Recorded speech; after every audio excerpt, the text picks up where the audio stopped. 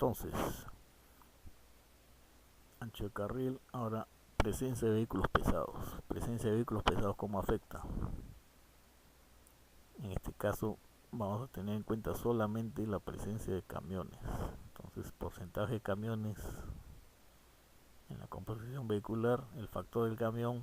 Acá habría que pensar si es más conveniente usar 2.5, que es lo que hemos estado usando, ¿no?, para camiones, y no este 2. Entonces, este factor mide eso, la presencia de vehículos pesados. En este caso, para la oferta solamente camiones, no vamos a tener en cuenta los demás modos, solamente camiones.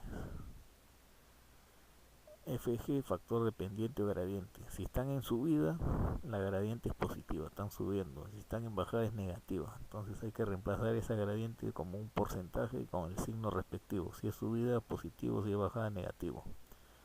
Entonces, si es bajada, por ejemplo, una pendiente de 4%, quiere decir que este PG debería ser menos 4, y con este otro menos va a ser un número positivo aquí que se le agrega al 1. O sea, cuando está en bajada, la capacidad debería aumentar, ¿no? ¿Por qué? Porque esto va a ser un factor mayor que 1. En cambio, en subida, esto de aquí es positivo, entonces todo esto va a ser un número que se le resta al 1. O sea, va a ser un número menor que 1, ¿no? 0.9 algo. Eso quiere decir que en subida la pendiente le resta capacidad, ¿no? Menos vehículos pueden circular por hora. ¿Okay? FP, cómo influye las maniobras de estacionamiento adyacentes al grupo de carriles. Entonces, esto, por ejemplo, si los estacionamientos están permitidos, solamente se observan en el carril que está pegado a la vereda, entonces esto no va a afectar a los grupos de carriles que están más hacia la izquierda, ¿no? Entonces, solamente para los carriles que realmente se vean afectados. Acá hay dos parámetros que tener en cuenta: N, número de carriles en el grupo. Entonces, ¿cómo hemos agrupado? Por movimiento. Hay que tener en cuenta cuántos carriles hay en el grupo que estamos analizando.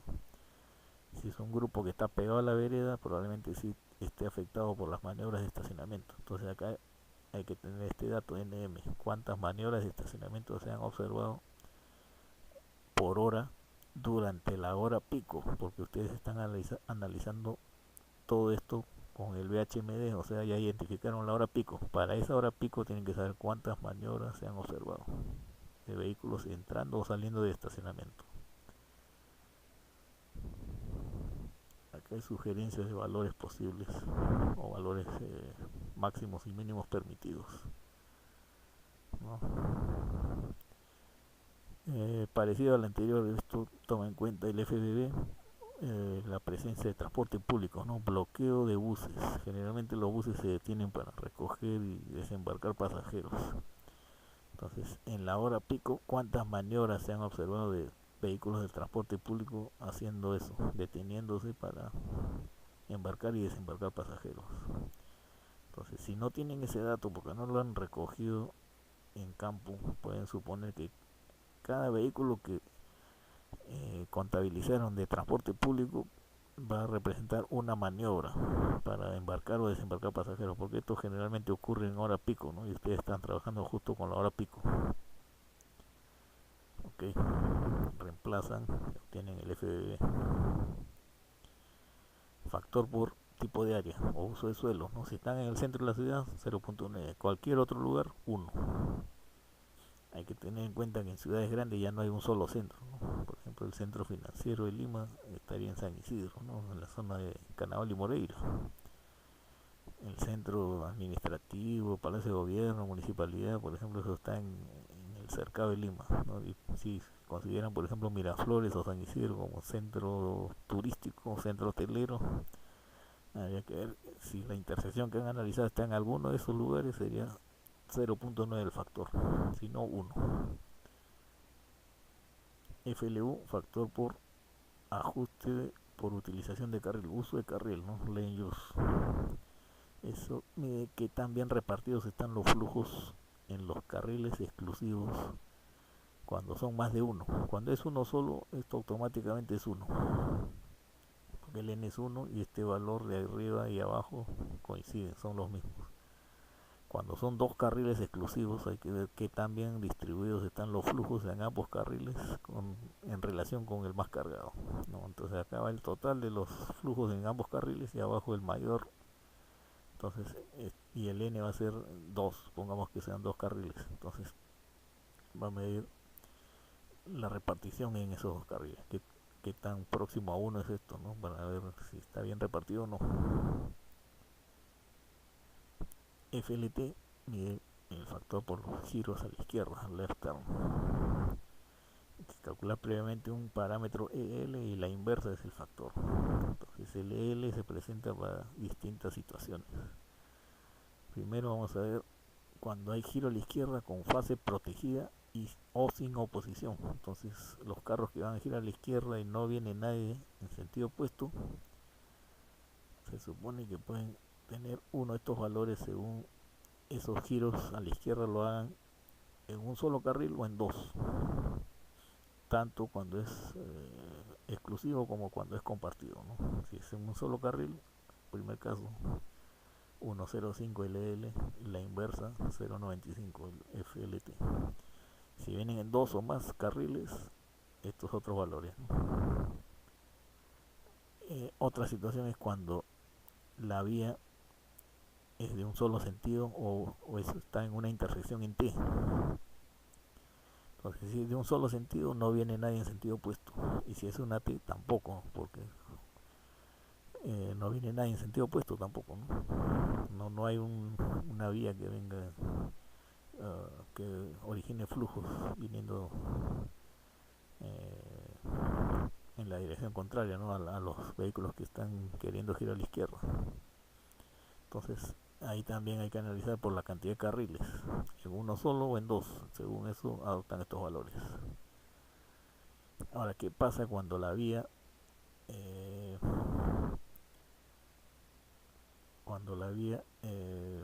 por donde vienen los giros a la izquierda si tienen un flujo opuesto de vehículos viniendo en sentido contrario?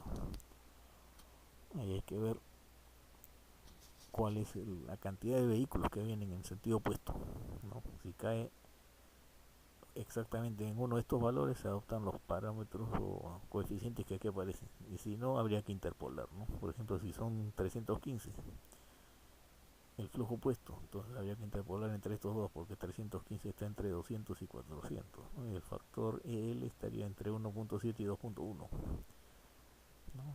Y se interpola y se obtiene el EL, se reemplaza acá y obtienen el FLT. Ahora, ¿qué pasa cuando esos giros a la izquierda vienen en carril exclusivo? Igual que el otro caso, ¿no? Cuando es como carril compartido, ¿no? Solo que ahora son otros valores, ¿no? Si no están en estos valores exactamente, se interpola, se reemplaza, se obtiene el coeficiente FLT. FRT similar, solo que este para giros al otro lado, a la derecha. Entonces los carriles, los flujos que vienen en un carril de giro a la derecha generalmente pues se van a encontrar con peatones cruzando. Entonces, según la cantidad de carriles que sean para el giro a la derecha, se va a tener uno de estos valores para el ER y el inverso va a ser el FRT para un carril o para dos o más.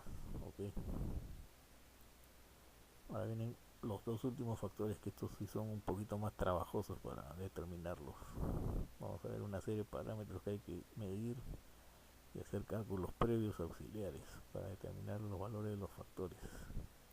Entonces primero hay que identificar en los cálculos previos qué variables necesitamos. Por ejemplo, necesitamos el verde del peatón, el VPET verde, oh, perdón, el volumen de los peatones o pedestrians, ¿no? De acá vienen las siglas, ¿no? Generalmente las han sacado del HCM, que están en inglés. El volumen de los peatones, el tamaño del ciclo y el verde de los peatones, o sea, cuántos segundos dura el verde para los peatones.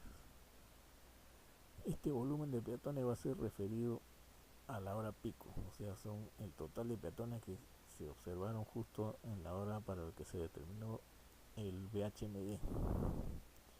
Reemplazan y van a obtener el volumen de peatones durante el tiempo que dure el verde, y esto en peatones por hora. Entonces ese parámetro primero hay que observar que sea menor que 5000, y después van a ver si es menor, igual que 1000 o mayor que 1000, para según eso obtener el parámetro OCC-PEDG. Entonces en un caso va a ser con esta expresión, en el otro con esta otra. ¿Qué cosa es el OCC-PEDG? Acá está la definición: es la ocupación de peatones en verde. No, nos tienen reemplazando, eso va a medir la ocupación de peatones en verde, o sea, cuántos peatones están queriendo pasar durante el tiempo de verde que les toca. Si no hay semáforo para peatones, considerar el GPET, o sea el Green PET, el verde para los peatones, como el verde efectivo de la fase. Entonces, por ejemplo, si es una vía de sur a norte, donde están los carros que van a girar a la derecha, se encuentran con peatones acá, que también están yendo de sur a norte o de norte a sur. Si no hay un tiempo de verde exclusivo determinado para estos peatones, se asume que es el mismo verde que estos carros que vienen de aquí del sur. El verde de este flujo de carros va a ser el verde de los peatones, que están obstaculizando a los que van a girar a la derecha. Eso es a lo que se refiere este último párrafo.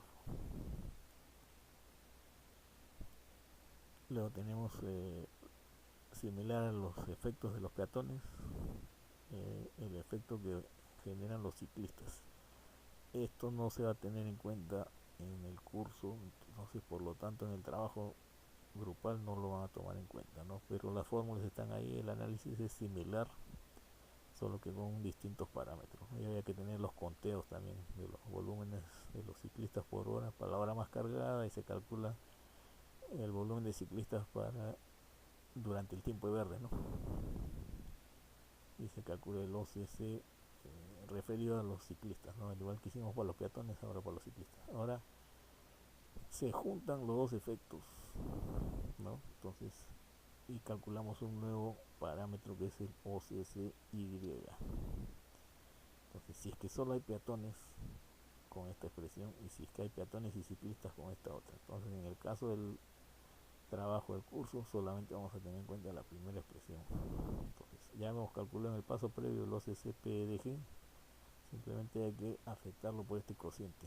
¿Qué cosa es este cociente? Es un ratio que compara el verde del peatón, que sería el GP, con el verde para la fase de grupo. Entonces, si es la fase que va a girar a la derecha, que viene del sur, por ejemplo, y los peatones también están yendo aquí en el mismo sentido, va a haber casos muy frecuentes en que estos dos sean iguales. Entonces este cociente va a ser 1. Solamente cuando haya un tiempo distinto de verde de peatón al verde de la fase, ahí va a salir distinto a 1 este ratio, ¿no? Generalmente pues este verde de los peatones es más corto, entonces va a ser una fracción de este OCC y el OCCY. Acá lo mismo, pero tomando en cuenta además a los ciclistas, ¿no? Luego ese OCC-PEDG que hemos calculado aquí antes, perdón, el OCCY, lo vamos a dejar por un segundo ahí, y acá vamos a calcular otro parámetro que es el OCC-PEDU. Ahora, ¿de dónde sale este OCC-PEDU? Acá está la definición: ocupación de peatones después de que la fila opuesta se borra.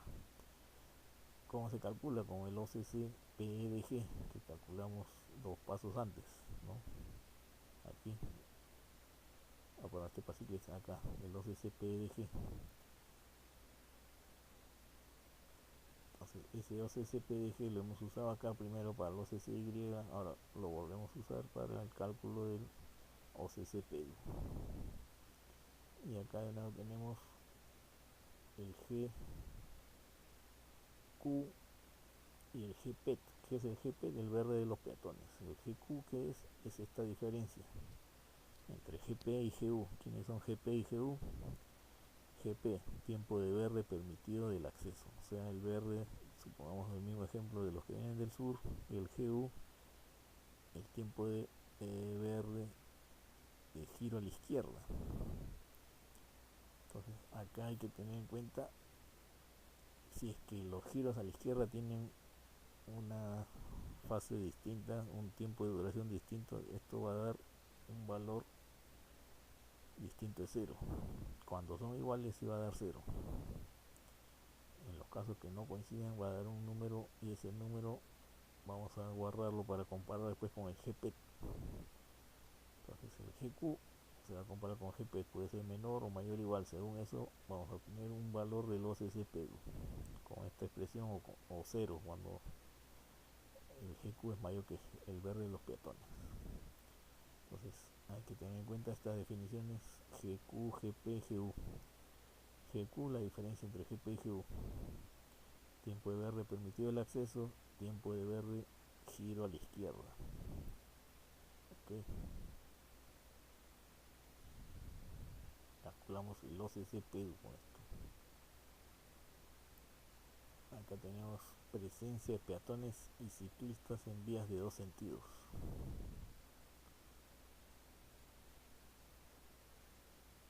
Hasta acá habíamos calculado solamente para peatones y ciclistas en vías de un solo sentido, o sea, flujos opuestos no había.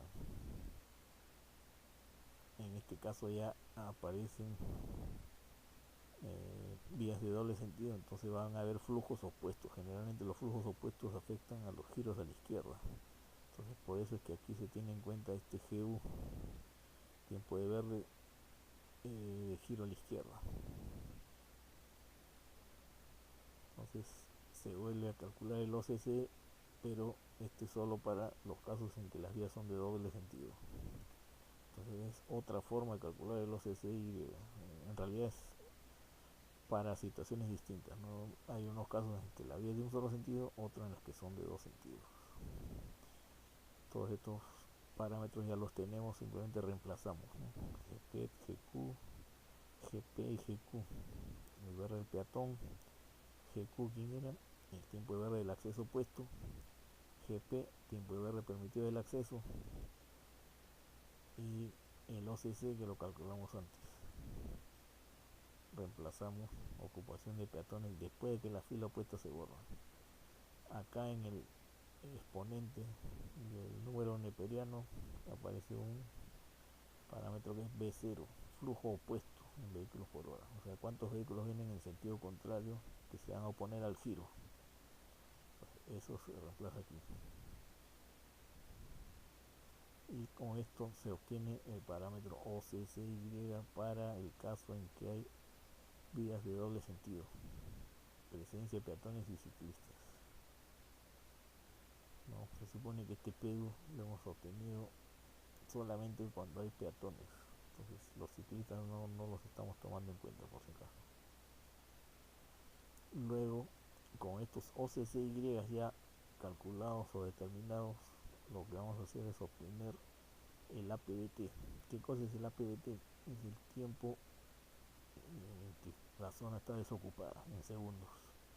Entonces hay dos formas de calcularlo, que va a depender de la situación de los giros, ¿no? Por ejemplo, los giros pueden ser a la derecha, a la izquierda. ¿Qué pasa con los giros que se originan en un acceso y voltean en 90 grados a la derecha o a la izquierda? Puede ser que vengan de un solo carril y encajen en otra vía que tiene un solo carril, o puede ser que vengan en más de un carril y encajen en una vía de uno o más carriles. Entonces según eso van a haber estas dos situaciones. Por ejemplo, la primera es carril de recepción iguales o menores que los carriles de vuelta, o sea, los carriles de origen, de donde sale el giro, de donde comienzan a voltear los vehículos, cuántos carriles son y cuántos son los carriles a los que va a llegar ese flujo. Entonces si coincide el número de carriles, ¿no? Por ejemplo, carriles de recepción iguales o menores que carriles de vuelta, o sea, la cantidad de carriles,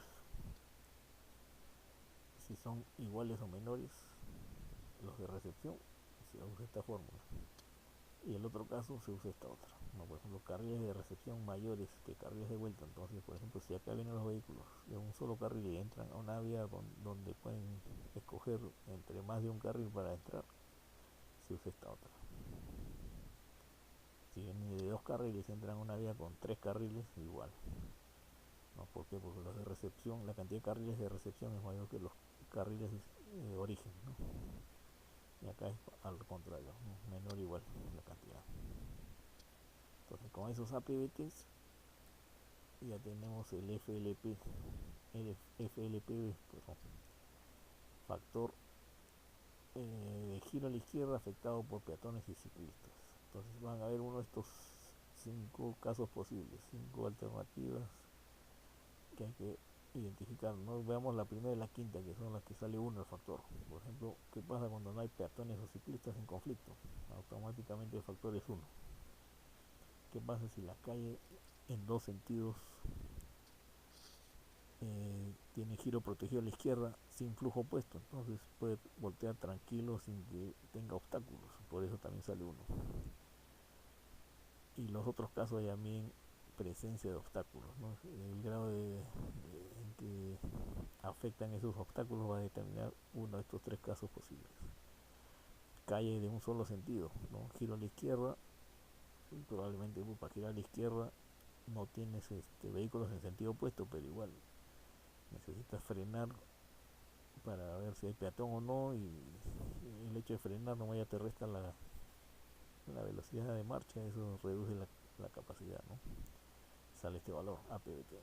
Calle en 2 sentidos con giro permitido a la izquierda, doble sentido, pero ahora sí hay obstáculos, tienen en sentido opuesto flujos de vehículos, entonces ahí también se calculó el APBT para esa situación, se reemplaza solamente el valor.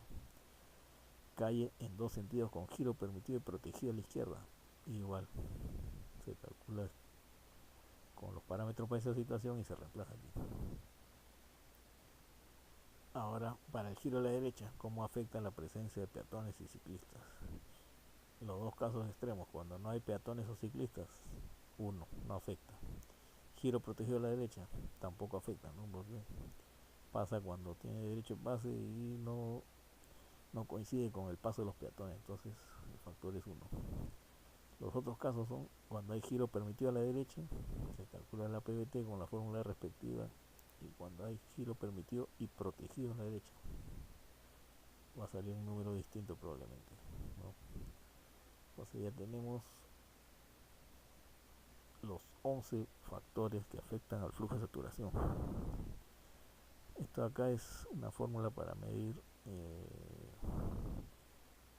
el flujo de pelotón, y según esto vamos a tener 6 valores o parámetros que determinan 6 categorías para las que los valores cualitativos se han caracterizado con estos atributos, desde muy pobre hasta excepcionalmente favorable. ¿No? Cuando el flujo del pelotón varía de 0.33 a 2, ¿no? ¿Qué factores se toman en cuenta para determinar el parámetro P, que es la proporción de vehículos que llegan durante el verde? El RP, flujo del pelotón, y la proporción de verde. Verde efectivo sobre la duración del ciclo, ¿no? Entonces el pelotón, que es la cantidad de vehículos que vienen, o sea, el VHMD que estamos analizando la hora más cargada, ¿no? Luego tenemos acá el X, el famoso grado de saturación, que es hasta donde deben llegar para la exposición de la semana 12. Q minúscula sobre Q mayúscula. Demanda ajustada sobre la oferta ajustada, que está referida al flujo de saturación afectado por los factores que tienen en cuenta la geometría y la composición vehicular, ¿no? Okay. Este es un ejemplo que lo vamos a ver en el Excel. Ya hicimos los QADs en el salón. Vamos a analizar ahora lo que corresponde a la oferta. Ok, gracias.